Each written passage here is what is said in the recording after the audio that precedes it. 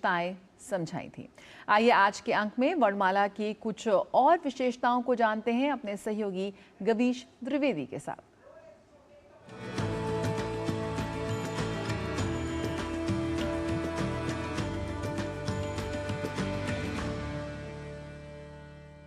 नमो नमः। संस्कृत की पाठशाला में आप सभी का फिर से एक बार स्वागत है।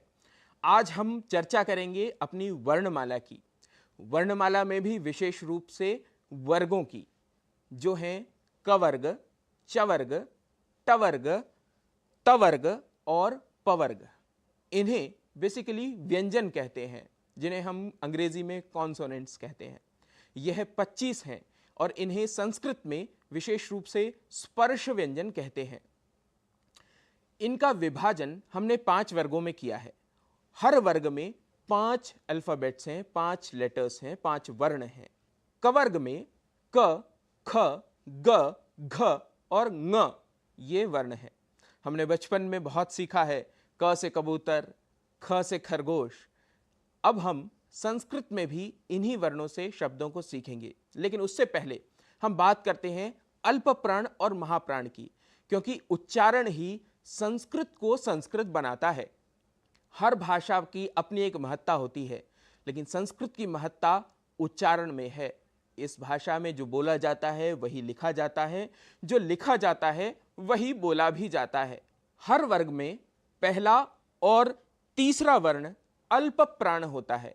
अल्प प्राण नाम से ही स्पष्ट है कि जहां पर प्राण अर्थात वायु कम लगे, ऐसे वर्ण।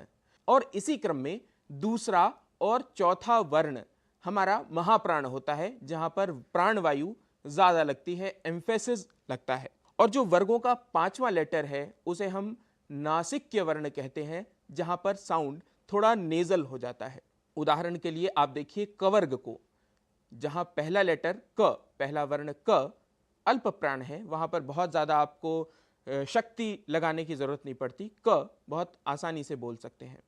वैसे ही ग को भी, ग भी क्योंकि अल्प प्राण है इसलिए उसे भी आप आसानी से बोल सकते हैं। लेकिन दूसरा और चौथा, चूंकि ये दोनों महाप्राण वर्ण हैं, इसलिए आपकी प्राणवायु शक्ति अधिक लगती है। ख और घ, अगर आप इन्हीं वर्णों को अल्प प्राण में बोलने की कोशिश करेंगे तो आपका वर्ण बदल जाएगा। अर्थात उच्चारण की बहुत महत्ता है, बहुत प्रमुखता से आपको वर्णमाला के उच्चारण का अभ्यास करना है। अब हम चलते हैं च वर्ग पर। यहां पर भी प्रथम और तृतीय वर्ण अर्थात च और ज अल्प प्राण है, वैसे ही छ और झ महाप्राण है।